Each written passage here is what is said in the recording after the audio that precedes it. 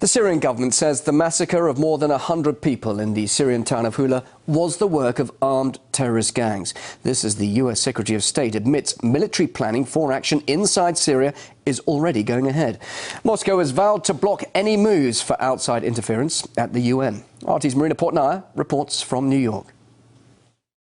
Ms. Clinton, during a visit to Denmark, she was speaking about the situation in Syria, saying there is an increased need for more international action in the country. Ms. Clinton also said that Russia's policy on Syria, a policy where Russia does not support military intervention or sanctions on Syria, Ms. Clinton said that is going to contribute to a civil war in Syria.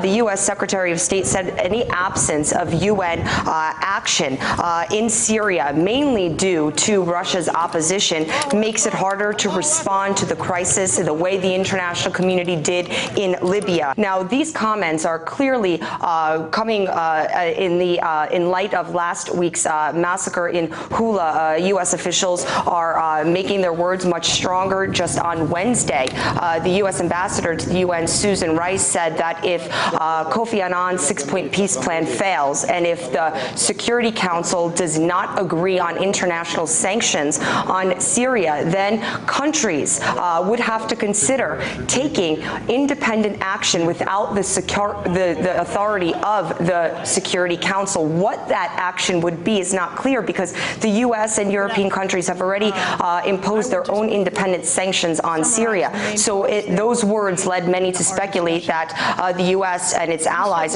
are possibly considering military action. According to the commander of the Free Syrian Army, he has called on Joint Special Envoy Kofi Annan to publicly say that his six-point peace plan, that's about 7 weeks old, has failed, and that would allow rebels to resume their military attacks against President Bashar al-Assad and his supporters.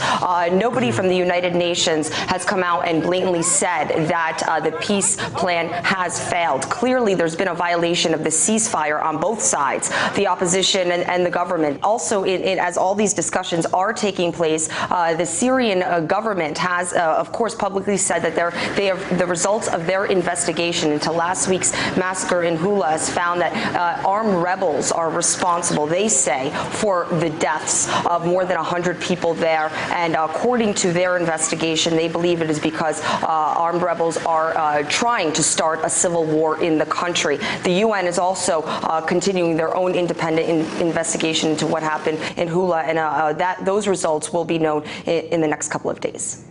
Marina Portnaya there, and activist Sarah Flounders told me a little earlier from Washington that the US was never interested in a diplomatic solution in Syria.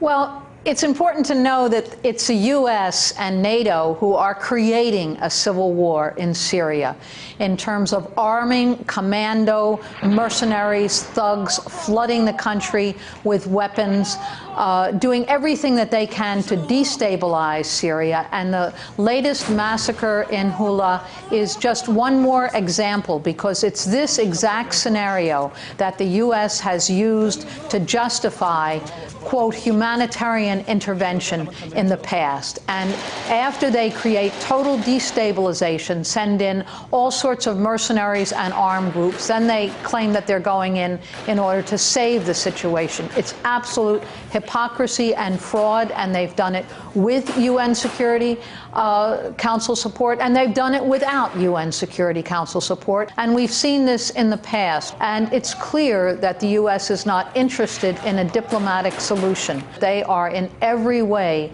trying to move toward military intervention, which means massive destruction of the entire country. But they're already responsible for great destruction. Sarah Flounders there talking to me from New York.